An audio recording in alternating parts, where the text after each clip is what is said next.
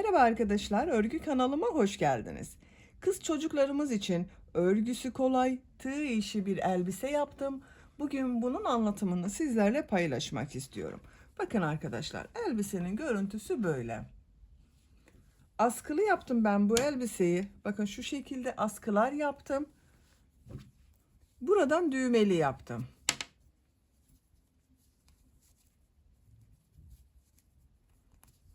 Bak, askıların ucuna düğmeyi yaptım. Buraya da düğme iliği açtım. Bununla birleştiriyoruz. Bu elbisenin örgüsü çok kolay arkadaşlar. Elbise örgüsünü yapacak olduğunuz çocuğun veya bebeğin bel örgüsünü yaparak başlıyoruz. Ben bugün bu elbise anlatımını 1-2 yaş arası çocuk için anlatıyorum. Siz bu elbiseyi yeni doğan bebek için de yapabilirsiniz. 3, 4, 5 yaş, 10 yaş, her yaş çocuklarınız için yapabilirsiniz. Elbise örgüsünde iplik olarak Alize Şeker'in bebe ipliğini kullandım. Bu iplik üzerinde 100 gram iplik, 320 metre yazıyor. Bu iplikten 1,5 yumak iplik kullandım arkadaşlar. Tığ olarak 5 numara 3 milimetre tığ kullandım. Sizin eliniz sıkıysa bunu 4 milimetre veya 3,5 milimetre kullanabilirsiniz. Düğme olarak askıların ucuna 2 tane düğme kullandım, bakın bu şekilde. Buna takım yapmak isterseniz güzel bir de saç bandı var, bakın incili bir saç bandı yaptım. Bu saç bandının anlatımını ben YouTube kanalıma yükledim arkadaşlar. Siz de bunun gibi bir saç bandı yapıp bebeğinizde kullanmak isterseniz bu saç bandının olduğu YouTube linkini izlediğiniz bu elbise videosunun açıklama bölümüne ekliyorum. Siz izlediğiniz bu videonun açıklama bölümünde bulunan saç bandı linkine tıklarsanız bunun gibi bir saç bandı yapabilirsiniz. İplik tığı hazırlayalım. Hep birlikte bu güzel elbisenin örgüsüne başlayalım. Örgü kanalıma abone değilseniz abone olmayı unutmayın lütfen. Örgü kanalıma abone olmak ücretsiz. Örgü kanalıma ücretsiz abone olup orada bulunan zil şeklini dokunarak açık yaparsanız kanalıma video yüklediğim zaman ilk önce size bildirim gelir. Örgülerimden herkesten önce sizin haberiniz olur. Hepinize kolay gelsin. İyi çalışmalar.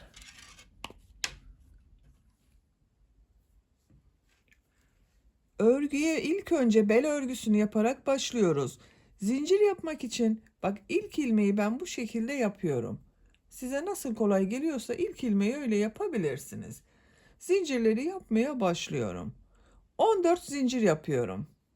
1, 2, 3, 4, 5, 6, 7, 8, 9, 10, 11, 12, 13, 14. 14 zinciri yaptım. Siz bu bel genişliğine ne kadar istiyorsanız bu zincir sayısını daha az da yapabilirsiniz arkadaşlar. 10 zincir de yapabilirsiniz, 12 zincir de yapabilirsiniz, 15-16 zincir de yapabilirsiniz. Ben bunu yeterli görüyorum. Tığ üzerine iplik alıyorum. 3 ilmek atlıyorum, trabzan sırası yapıyoruz. 1, 2, 3, 4. ilmek içine ilk trabzanı yapıyorum. Bak, bu 3 ilmek atlayarak yaptığımda bir trabzan oluyor. Tığ üzerine iplik alıyorum. Toplam 10 trabzan yapıyoruz arkadaşlar. Bak. 1, 2, 3, 4,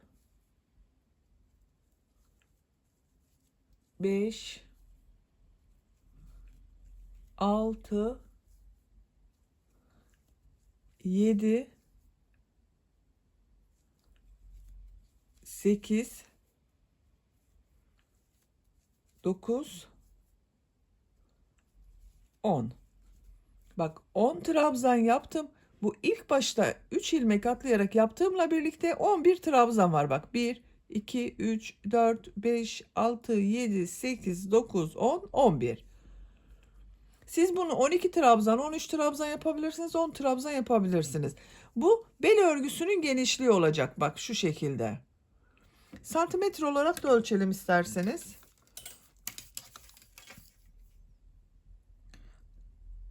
4 santimetre genişlik var. Benim yapacağım için Bu 4 santimetre yeterli. 3 zincir yapıyorum. 1, 2, 3. Örgüyü çeviriyorum. Tığ üzerine iplik alıyorum. Bak bu sırada trabzanların üzerine yapmayacağız arkadaşlar. Yine trabzan yapacağız. Bak burada 2 ilmek görünüyor bak.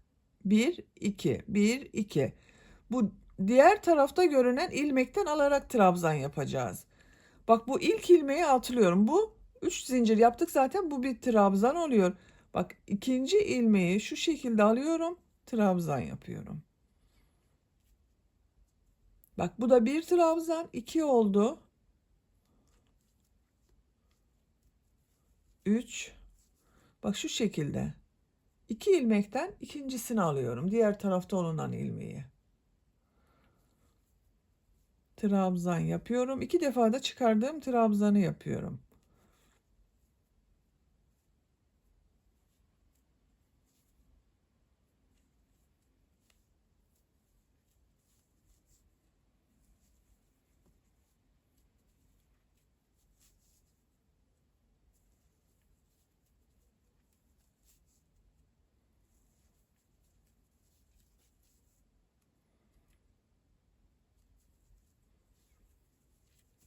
Bak son trabzana geldim.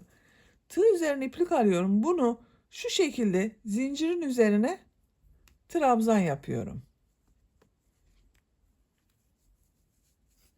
Kaç trabzan olduğunu sayalım bak.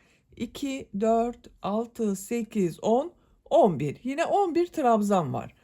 Üçüncü sıradayım. 3 zincir yapıyorum. Örgüyü çeviriyorum.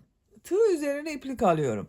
Bak yine bu ilk ilmeği değil, ikinci olan ilmekten bu dışta görünen ilmeği alıyorum. Trabzan yapıyorum.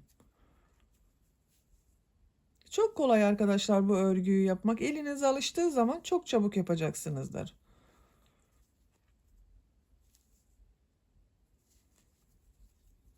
Bak tekrar ediyorum. Şu şekilde yapmıyorum. Burada görünen iki ilmekten dışta görünen, dış tarafta görünen ilmeği alıyorum. Trabzan yapıyorum.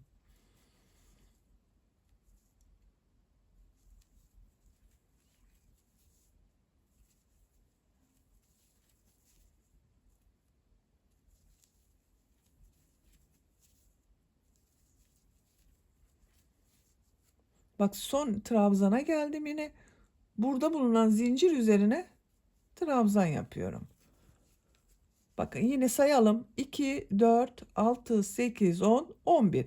Bir sıra üzerinde 11 trabzan var. Dördüncü sıradayım. 3 zincir yapıyorum. Örgüyü çeviriyorum. Bak bu ilk ilmeği yaparsanız arttırma yaparsınız arkadaşlar. Bu ilk ilmek, bu 3 zincir yaptığımız trabzan oluyor. İkinci ilmekten bak dış tarafta bulunan ilmeği alıyorum. Trabzan yapıyorum. Bak diğer ilmeklerden de aynı şekilde dış tarafta bulunan ilmeklerden alıyorum.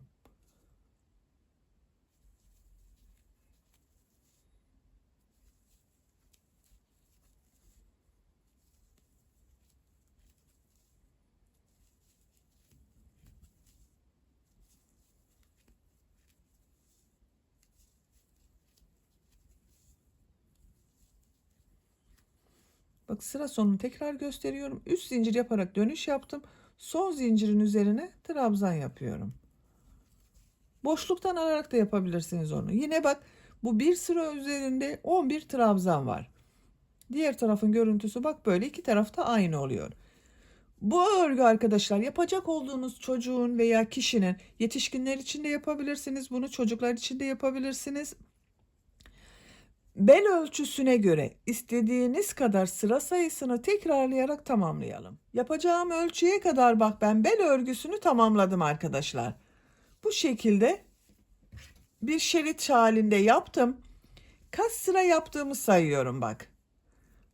Şu şekilde bak 1, 2, 4, 6, 8, 10, 12, 14, 16, 18, 20, 22, 24, 26, 28, 30, 32, 34, 36, 38, 40, 42, 44, 46, 48, 50, 52, 54, 56, 58, 60 sıra oldu. Bu 60 sıranın kaç santimetre olduğunu ölçüyorum. Sizin elinizin sıklığına ve tığ numaranıza göre bu sayı değişir arkadaşlar, sıra sayısı. Bak ölçüyorum. 41 santimetre. Benim yapacağım ölçü için bu yeterli. Siz bunu 41 santimetre olasıya kadar kaç sıra oluyorsa yapabilirsiniz. Veya daha büyük veya daha küçük çocuklar için yapacaksanız istediğiniz kadar tekrarlayabilirsiniz. Bak ikiye katladığım zaman bu şekilde görüntüsü var. Şimdi bunu iki ucu birleştireceğiz.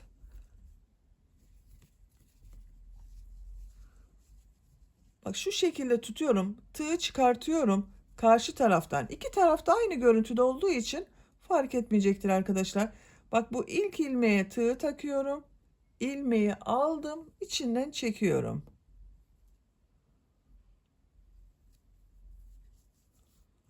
İkinci ilmeğe tığı takıyorum. Karşıdan ikinci ilmeğe tığı takıyorum. İplik alıyorum. Bak çektim. Tığ üzerinde bulunan ilmekten de çekiyorum. İlmek kaydırma yapıyorum bak. Diğer ilmeğe tığ taktım. Karşıda bulunan ilmeğe tığ taktım. Bak iki tarafı birleştiriyoruz. İplik aldım, çekiyorum.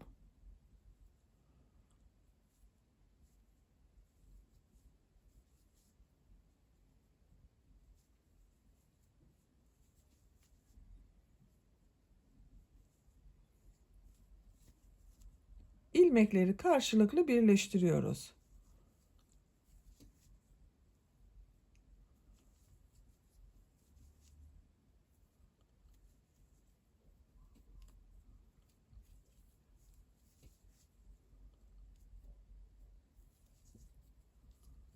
Bak son ilmeği birleştiriyorum. Karşıdan son ilmeğe tığ takıyorum. İplik aldım. İlmek kaydırma yaptım bak. Birleştirme yaptığım yerin görüntüsü böyle. Diğer tarafın bak görüntüsü de bu şekilde. Bakın. Böyle oldu arkadaşlar. Elastik bir görüntüsü var bak, esniyor. Şimdi bunun çevresinden bir sıra sık iğne yapıyorum. Modeli başlamadan önce bir sıra sık iğne yapıyorum. Bak bir zincir yapıyorum. Bu trabzan dönüş yaptığımız yer var bak. Buraya 2 sık iğne yapıyorum. Diğer trabzan sırasına da 2 sık iğne yapıyorum. Her sıraya 2 sık iğne yapıyorum. Tam denk geliyor. Siz eliniz sıkıysa arada 3 de yapabilirsiniz arkadaşlar.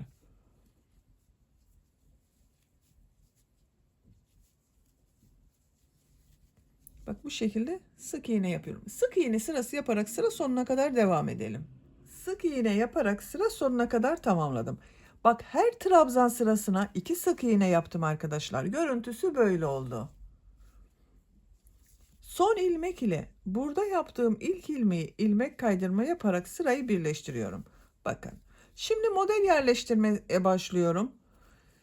2 zincir yapıyorum. Tığ üzerine iplik alıyorum. Bak aynı ilmek üzerine bir trabzan yapıyorum.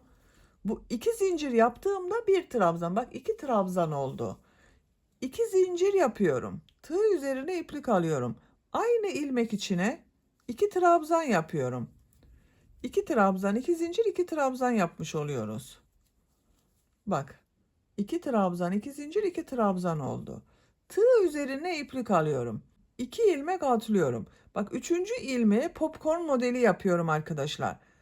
Bak şu şekilde tığ ilmeğe taktım, iplik aldım, çektim. Bak uzatıyorum.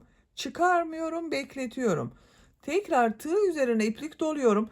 4 defa yapıyorum. Bak 1 2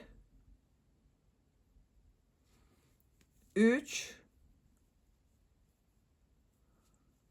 4. Bak 4 defa bu şekilde iplik doladım, ilmek aldım, çektim. Tığ üzerinde kaç ilmek olduğuna bakalım. 2, 4, 6, 8, 9 ilmek var. Tığ üzerine iplik alıyorum. Bak bu 8 ilmekten çıkartıyorum. Son ilmek duruyor. Tekrar iplik alıyorum. Üçünü içinden bir defa da çekiyorum bak.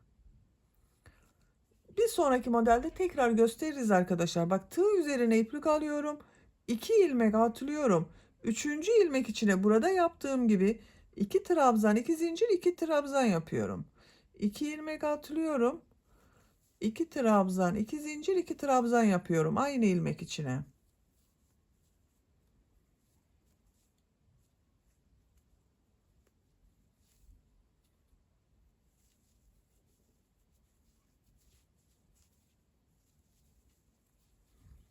Bak 2 trabzan, 2 zincir, 2 trabzan yaptım. Şimdi popcorn modeli yapacağız. Tığ üzerine iplik alıyorum. 2 ilmek atlıyorum. Popcorn modeli için elimi takip ederseniz daha iyi anlaşılır arkadaşlar. Bak 2 ilmek atlıyorum. Tığ ilmeğe taktım. İplik aldım. Uzatıyorum. Bak tığ üzerinde 3 ilmek var. Bekletiyorum. Çıkarmıyorum. Tekrar tığ üzerine iplik doluyorum. İlmek aldım. Bak tığ üzerinde 5 ilmek var. 2 oldu. Tığ üzerine iplik alıyorum. İplik aldım. 3. Tekrar bak tığ üzerine iplik alıyorum. İlmek aldım. Çıkardım. 4 oldu. 4 defa yapıyoruz aynı işlemi. Şu şekilde içinden çektim. Bak. Bu şekilde oldu arkadaşlar. Tığ üzerine iplik alıyorum. 2 ilmek atlıyorum. Üçüncü ilmeğe 2 trabzan, 2 zincir, 2 trabzan yapıyorum.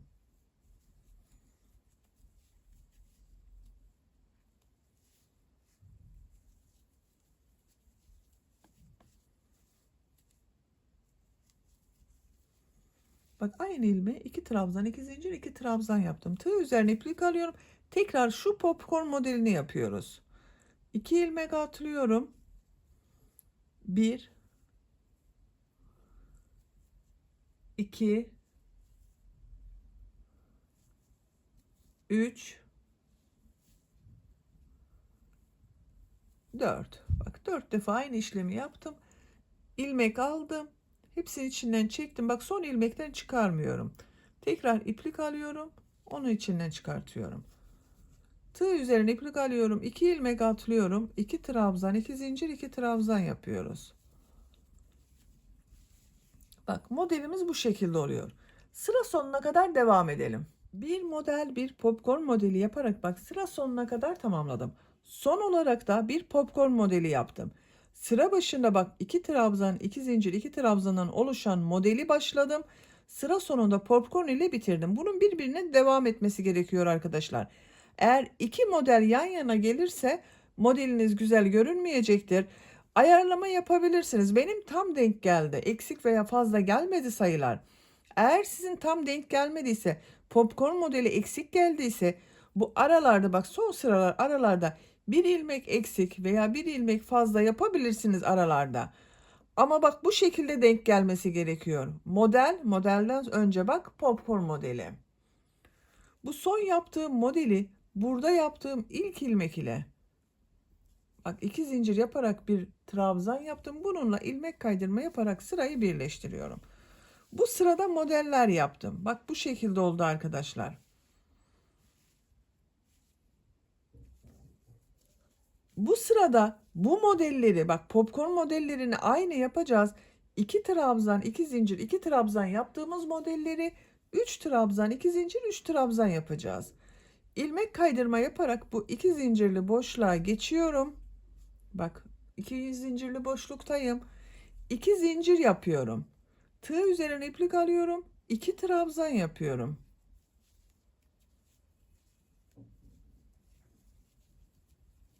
2 zincirle birlikte 3 trabzan oldu. 2 zincir yapıyorum. Aynı boşluk içine bak 2 zincir üzerine 3 trabzan yapıyorum.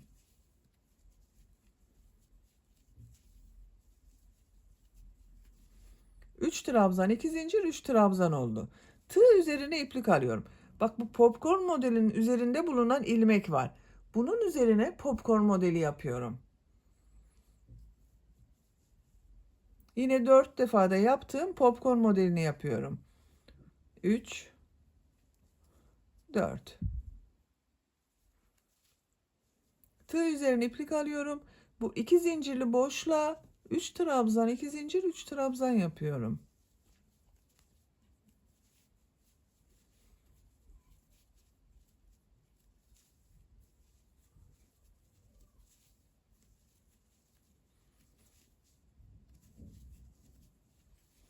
Bak 3 trabzan, 2 zincir, 3 trabzan oldu. Tığ üzerine iplik alıyorum. Bak bu popcorn modelin üzerinde bulunan ilmeğe popcorn modeli yapıyorum.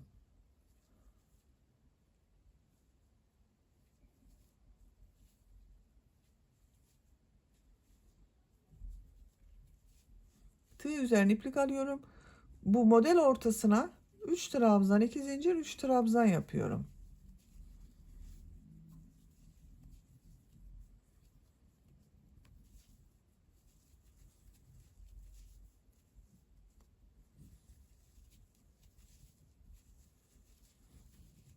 Bak bu şekilde oluyor. Sıra sonuna kadar devam edelim. Modelleri yaparak sıra sonuna kadar tamamladım. Son bak yine popcorn modeli yaptım arkadaşlar. Bu ilmek ile burada yaptığım bak 2 zincir yaparak yaptığım bir trabzan var. İlmek kaydırma yaparak sırayı birleştiriyorum. Bu sırada bak bu trabzan yaptığımız modelleri 3 trabzan 2 zincir 3 trabzan yaptık. Popcorn modellerin üzerine yine popcorn modeli yaptık. Bak görüntüsü böyle oluyor. Bu sıradan itibaren örgüye 3 trabzan 2 zincir 3 trabzan şeklinde devam edeceğiz modelleri.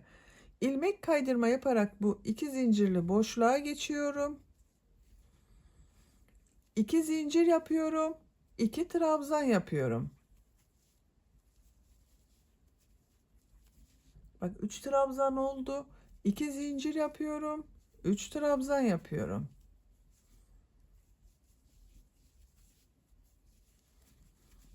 Üç trabzan, 2 zincir, 3 trabzan.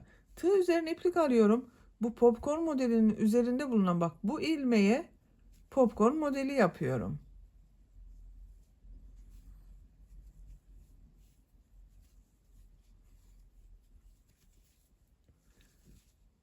Model üzerine 3 trabzan, 2 zincir, 3 trabzan yapıyorum.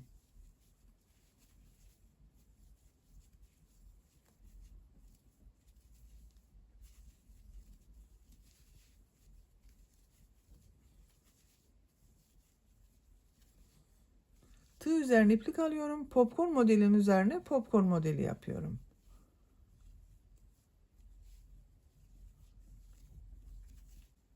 Bak. 3 trabzan, 2 zincir, 3 trabzan yapıyoruz. Popcorn modellerin üzerine popcorn modeli yapıyoruz. Sıra sonuna kadar devam edelim. İlmek kaydırma yapalım. Bak birleştirelim. Buraya da ilmek kaydırma yapalım. Yine 3 trabzan, 2 zincir, 3 trabzan yapalım. Popcornların üzerine popcorn modeli yapalım. Etek örgüsü bu şekilde devam edecek arkadaşlar. Model sırasını tekrarlayarak yapacağım ölçüye kadar tamamladım. Kaç model sırası yaptığımı sayıyorum. 2, 4, 6, 8, 10, 12, 14. Bak 3 trabzan, 2 zincir, 3 trabzan olarak devam ettim. 14 sıra olarak tamamladım arkadaşlar. Santimetre olarak ölçüyorum. 23 santimetre yükseklik var. Siz isterseniz 1-2 sıra devam edebilirsiniz örgüye arkadaşlar. Daha uzun olsun istiyorsanız örgüye devam edebilirsiniz. Ben burada bitirdim. En son bak ilmek kaydırma yaparak ilk model ile birleştirdim. Bu popcorn modelini. Bir zincir yapıyorum. Son sırayı yapıyoruz. Tığ üzerine iplik alıyorum. Bu iki zincirli boşluğa bak bir trabzan yapıyorum. Pıtırcık modelleri yapıyoruz. 2 zincir yapıyorum. Yaptığım bu trabzanı bak şu şekilde tığı boşluğa takıyorum. Sık iğne görünümü yapıyorum bak. Tığ üzerine iplik alıyorum. Bak aynı zincir boşluğuna bir trabzan yapıyorum. 2 zincir yapıyorum. Boşluktan alıyorum. Sık iğne yapıyorum. Bak minik pıtırcıklar oluyor. Bunun gibi 5 tane yapıyorum veya 6 tane de yapabilirsiniz.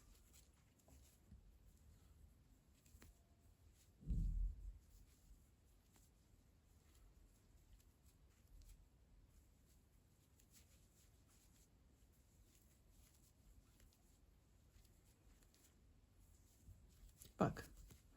1, 2, 3, 4, 5 pıtırcık modeli yaptım. Bir zincir yapıyorum. Burada yaptığım bak popcorn modelinin üzerinde bulunan ilmeğe sık iğne yapıyorum. Bir zincir yapıyorum. Diğer model ortasında bulunan iki zincirli boşluğa pıtırcık modelleri yapıyorum. Bak bir trabzan yapıyorum. 2 zincir yapıyorum. Bunu şu şekilde bak boşluktan alıyorum. Sık iğne yapıyorum. Trabzan yapıyorum. 2 zincir yapıyorum. Tığ üzerine iplik almadan tığı boşluğa takıyorum. Sık iğne yapıyorum.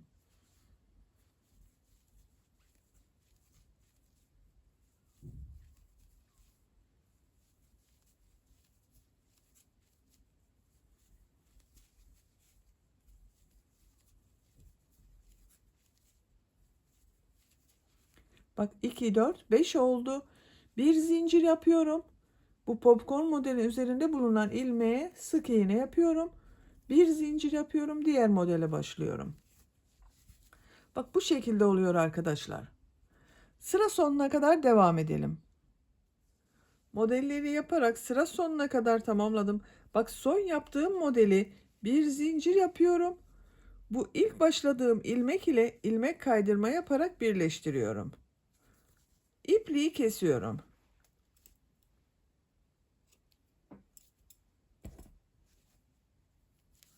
Bakın çok güzel oldu arkadaşlar buranın oyası. Etek bölümünü bitirdim. Bakın bu şekilde oldu. Çok güzel oldu arkadaşlar gördüğünüz gibi. Şimdi elbisenin bu yaka bölümünü yapalım. Yaka bölümünü başlamak için orta noktayı buluyorum. Bakın bu birleştirme yaptığımız yeri şu şekilde katlıyorum. Burası tam orta nokta. Buraya bir işaret yapıyorum.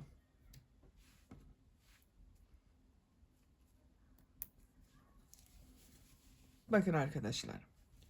Buradan sayıyorum. Bakın bu işaret yaptığım yeri değil. Bu trabzan sırası yaptığımız yerleri sayıyorum bak. 1, 2, 3, 4, 5, 6, 7, 8, 9. Buraya işaret yapıyorum.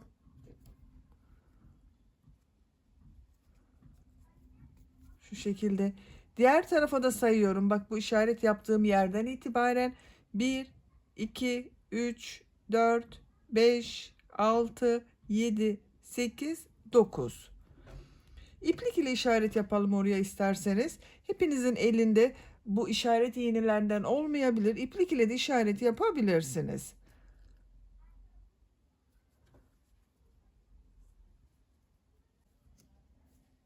Bakın işareti yaptım.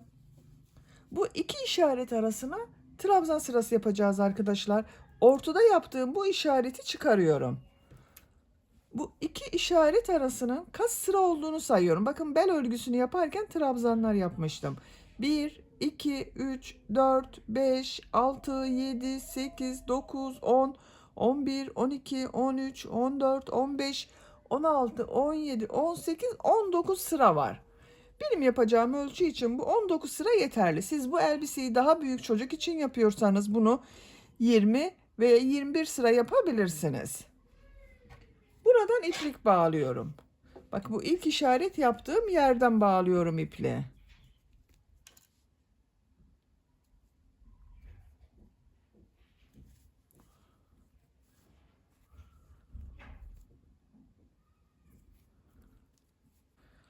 Buradan bir ilmek yapıyorum. Bir zincir yaptım, sağlamlaştırdım. Tığ üzerine iplik alıyorum. Buraya bakın bu trabzan sırası yaptığım yere 2 trabzan yapıyorum. 1, 2. Tığ üzerine iplik alıyorum. Bakın buraya da 2 trabzan yapıyorum. Her sıraya 2 trabzan yapıyorum. Buraya da 2 trabzan yapıyorum. 2 trabzan yapıyorum.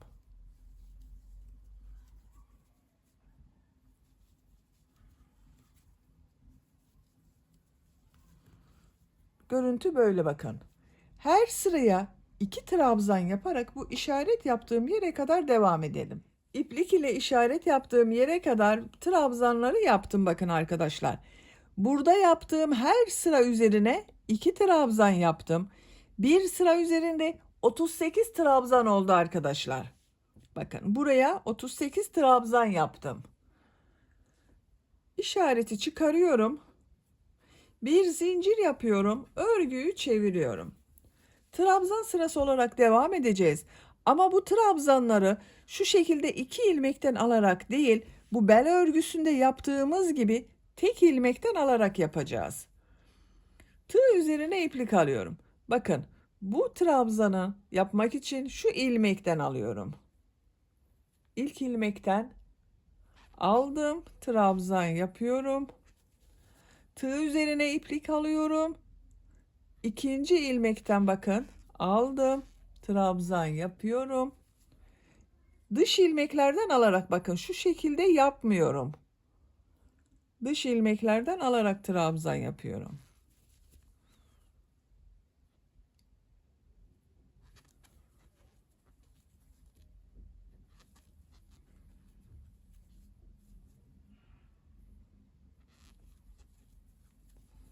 Görüntü böyle bakın. Sıra sonuna kadar devam edelim. Sıra sonuna kadar trabzanları yaparak tamamladım. İkinci sırada yine bir sıra üzerinde 38 trabzan var.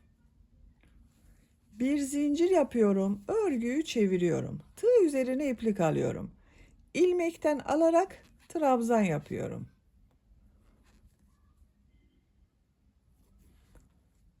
Dış ilmeklerden alarak yapıyorum bakın trabzanları.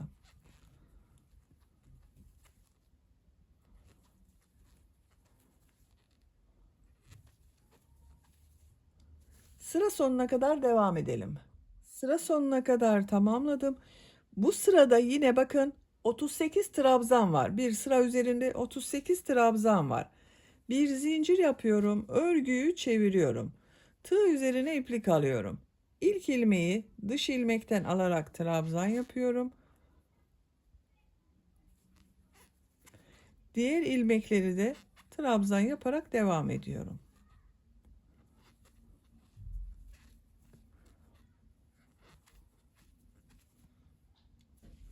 Yaka örgüsü bu şekilde devam edecek arkadaşlar. Bu 38 trabzan ile yaka örgüsünde trabzan sıralarını tekrarlayarak devam edelim. Yaka örgüsünü 13 trabzan sırası olarak yaptım. 1, 2, 3, 4, 5, 6, 7, 8, 9, 10, 11, 12, 13. 14. sıradayız. 14. sırada düğme ilikleri yapacağız arkadaşlar buraya. Santimetre olarak ölçüyorum. Sizin elinizin sıklığına göre daha az veya daha çok sıra yapabilirsiniz arkadaşlar. Bakın ben 13 sıra yaptım. 13 sıra 9 santimetre oldu. 14. sırada düğme iliği yapacağız. Bir zincir yapıyorum. Örgüyü çeviriyorum. Tığ üzerine iplik alıyorum. Bu ilk ilmeği bakın yine diğer ilmekten alarak trabzan yapıyorum. 2 trabzan yapıyorum. Bir, ikinci ilmekten bak ilmek aldım, trabzan yaptım. Düğme iliği için bakın buraya 2 trabzan yaptım. Düğme iliği için bir zincir yapıyorum. Tığ üzerine iplik alıyorum. Bir ilmek atlıyorum. İkinci ilmeği diğer ilmekten alarak trabzan yapıyorum.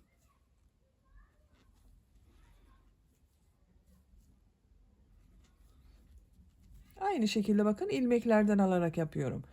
Düğme iliğini buraya yaptım. Sıra sonunda yine bir düğme iliği yapacağız. 3 ilmek kalasıya kadar devam edelim. Sıra sonunda 3 ilmek kalasıya kadar trabzanları yaptım. Bakın 1, 2, 3 ilmek var. Düğme iliği için bir zincir yapıyorum. Tığ üzerine iplik alıyorum. Bir ilmek atlıyorum. Bu ilmeği bakın ilmekten alarak trabzan yapıyorum. Son ilmek üzerine trabzan yapıyorum. Sıra sonunda 2 trabzan oldu. Diğer düğme iliğini de buraya yaptık. İpliği kesiyorum.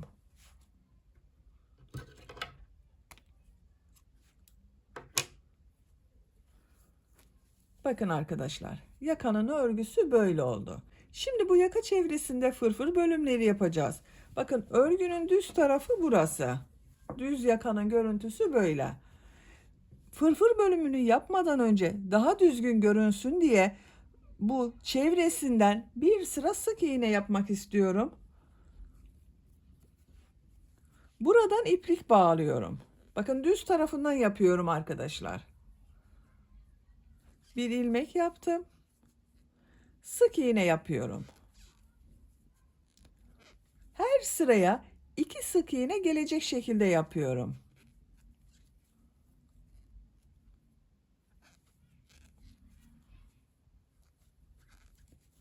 Bakın. 2. Buraya da bu sıraya da 2 sık iğne yapıyorum.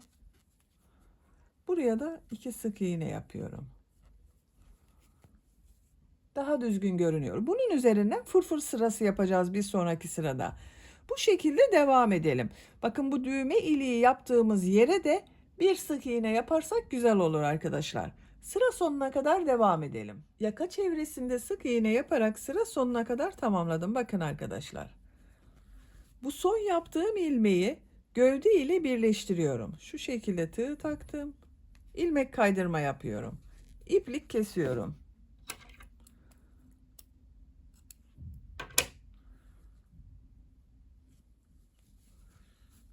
Bakın arkadaşlar. Yakanın çevresinde sık iğne yaptık. Şimdiki sırada bu sık iğneler üzerine fırfır bölümünü yapacağız. Fırfır bölümünü üçlü trabzan olarak yapıyorum. Yakanın diğer tarafından başlıyorum. Bakın düzgün tarafından gideceğimiz için buradan başlıyorum. Buradan bakın bu trabzan sırasını atlıyorum. Bu 2 trabzan sırasını atlıyorum. Buradan ilmek yapıyorum. Bakın gövde bölümünden bağlıyorum ipliği.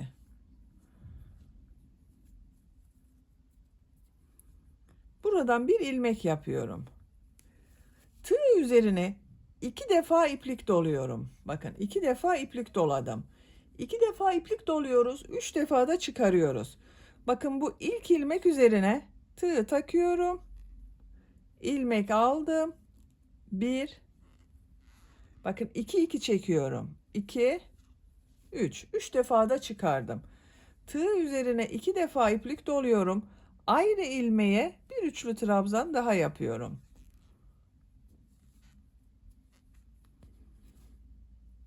İki defa iplik doluyorum. Bakın ikinci ilmeğe 3 üçlü trabzan yapıyorum.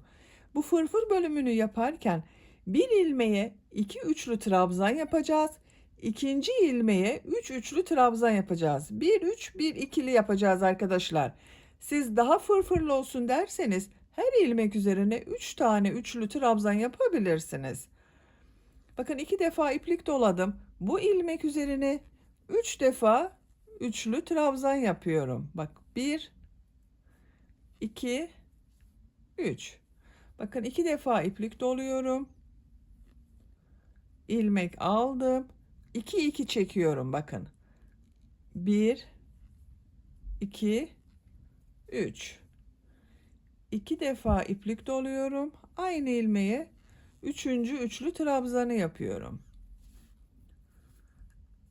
2 defa iplik doluyorum. Bu ilmek üzerine 2 üçlü trabzan yapıyorum.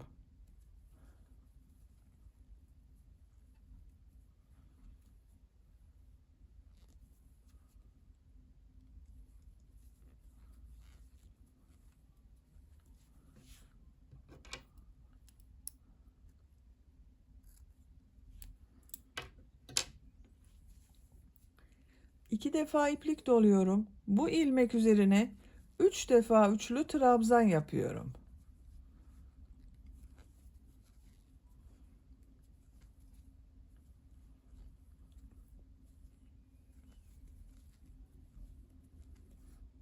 İki defa iplik doluyorum. Bu ilmek üzerine 2 defa üçlü trabzan yapıyorum. Bakın 1 2. Görüntü bakın bu şekilde. Bir ilmeğe 2 üçlü trabzan yapıyorum. Bir ilmeğe 3 üçlü trabzan yapıyorum. Bu şekilde yaka çevresinde sıra sonuna kadar devam edelim. Fırfır bölümünü bakın yaka çevresinde sıra sonuna kadar tamamladım. Görüntü olarak böyle oldu arkadaşlar. Burada bir ilmeğe 2 trabzan, bir ilmeğe 3 trabzan başladım. Ama bakın arkadaşlar burada her ilmeğe 2 trabzan yaptım. Çok kıvrımlı olacak. Onun için buraya öyle yaptım. Ama siz isterseniz burada gibi devam edebilirsiniz. Bu tarafta yine bakın bir ilmeğe 3 trabzan, bir ilmeğe 2 trabzan yaptım. Üçlü trabzan olarak ama bakın. En son yaptığım bu ilmeği şu şekilde tutuyorum bakın. Trabzanın denk geldiği yer. Şurası ile ilmek kaydırma yaparak birleştiriyorum. İpliği kesiyorum.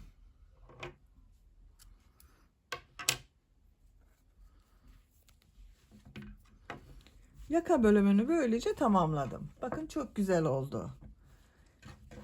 Şimdi askılarını da yapalım. Askıları arka bölüme yapıyorum. Arka bölümde bakın buraya bir işaret yapıyorum. Orta nokta birleştirme yaptığımız yer, bu trabzan sırasına bir işaret yapıyorum.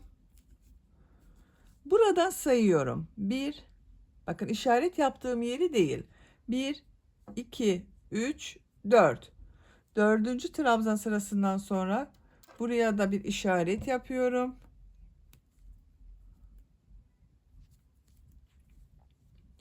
Diğer tarafa da sayıyorum bakın. 1, 2, 3, 4. Buraya da işaret yapıyorum. Buradan askıları yapacağız. İlk askıyı başlıyorum. Bu ilk işareti yaptığım yerden iplik bağlıyorum.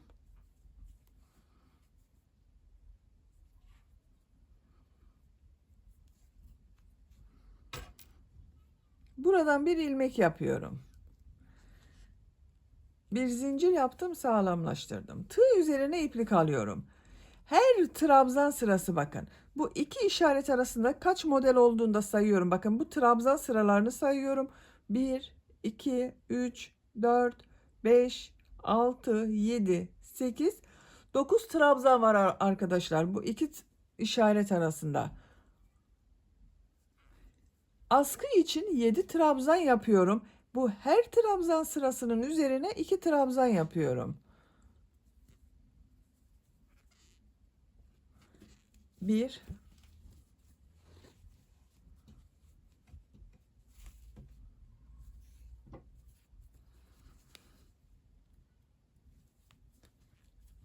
2, 3, 4. Bakın diğer trabzan sırasına da 2 trabzan yapıyorum. 6. Bakın buraya da bir trabzan yapıyorum. 7 trabzan oldu. 2, 4, 6, 7. İkili olarak yaptım trabzanlar. Üçlü yapmadım. Bakın bu fırfır bölümünde üçlü trabzan yaptım. Burada 2 trabzan yaptım. Bir zincir yapıyorum. Örgüyü çeviriyorum. Bu sırada yine bu bel örgüsünde yaptığımız gibi, bakın bu yakada yaptığımız gibi trabzanı tek ilmekten alarak yapıyorum. Şu şekilde bakın ilmeğe tığ takıyorum. Trabzan yapıyorum. 1, 2, 3, 4, 5, 6. Bakın sıra sonunun düzgün görülmesi için şuraya şu şekilde trabzan yapıyorum. 7.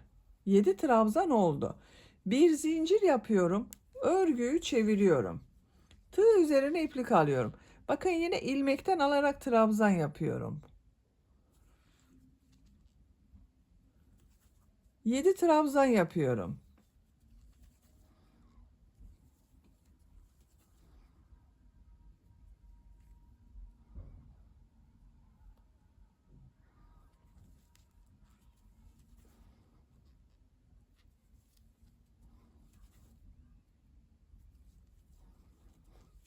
Bakın son ilmeği şu şekilde boşluktan alarak yapıyorum. Düzgün görünsün diye. 7 trabzanı yaptım. Bu askının örgüsü bu şekilde devam edecek arkadaşlar. Diğer askıyı da başlayalım. İki askının örgüsünü birlikte devam edelim. İpliğin diğer ucunu çıkarıyorum. Bu işaret yaptığım yerden bakın. Buradan itibaren 1, 2, 3 model sayıyorum. 7 trabzan yapacağız arkadaşlar. Bakın burada bitecek askı. Buradan iplik bağlıyorum. Bir ilmek yaptım. Bir zincir yaptım, sağlamlaştırdım. Tığ üzerine iplik alıyorum. Bir trabzan yapıyorum. Her sıraya yine 2 trabzan yapıyorum.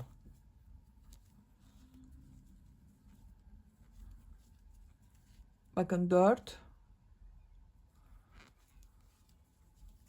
5, 6. Bu işaret yaptığım yere de bir trabzan yapıyorum. 7. Bir zincir yapıyorum, örgüyü çeviriyorum. Yine ilmekten alarak trabzan yapıyorum.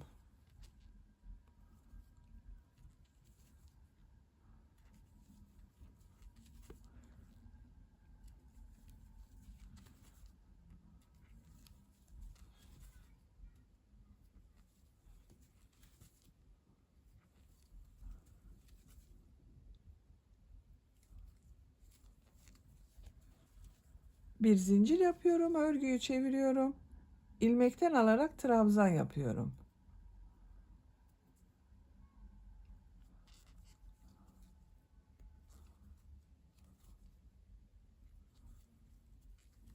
Bakın.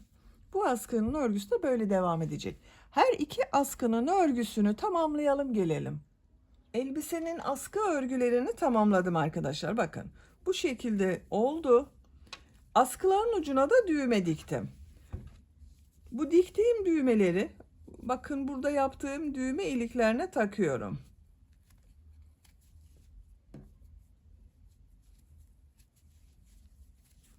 Bu şekilde oldu. Çok kullanışlı ve güzel bir elbise oldu. Bu askıları çapraz da takabilirsiniz arkadaşlar. Bakın bu şekilde arka görüntüsü bakın böyle çapraz olur. Böyle de kullanabiliriz.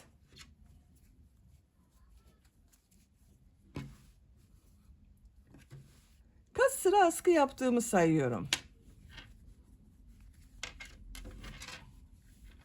Bakın 1, 2, 3, 4, 5, 6, 7, 8, 9, 10, 11, 12, 13, 14, 15, 16, 17, 18, 19, 20, 21, 22, 23, 24, 25, 26, 27, 28, 29, 30, 31, 32, 33, 34, 35, 36, 37, 38, 39, 40, 41, 42, 43, 44 sıra askı yaptım arkadaşlar.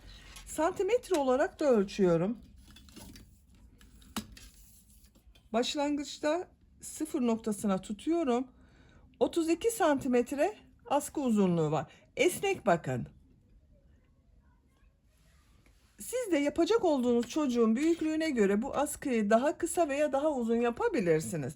Bakın taktığınız zaman şu şekilde omuzda duracak. Ölçülerini de size söylüyorum. Bel örgüsünün buradan genişlik ölçüyorum. 24 santimetre. Yüksekliğini ölçüyorum. Bakın etek yüksekliğini ölçüyorum. 25 santimetre. Yaka yüksekliğini ölçüyorum. Bakın buradan itibaren 37 santimetre. Bu yakanın genişliğini ölçüyorum arkadaşlar. Bakın fırfırlı yerden diğer fırfırlı yere kadar 17 santimetre yüksekliğini ölçüyorum. 12 santimetre. Bu ölçüde 1 yaş bebek için güzel bir ölçü oldu. Ben bugün bu elbiseyi 1-2 yaş arası kız çocuk için anlattım. Ama dediğim gibi siz bu elbiseyi her yaş çocuklarınız için yapabilirsiniz. Örgü anlatımının da sonuna gelmiş oldum. Beni dinlediğiniz ve izlediğiniz için hepinize çok teşekkür ederim. Örgü kanalıma abone değilseniz abone olmayı unutmayın lütfen. Örgü kanalıma abone olmak ücretsiz.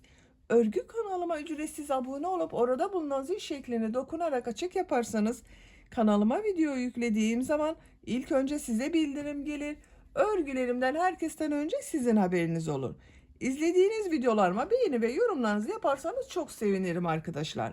Sizler ile yeni örgülerde görüşmek dileğiyle. Hoşça kalın, sevgiyle kalın.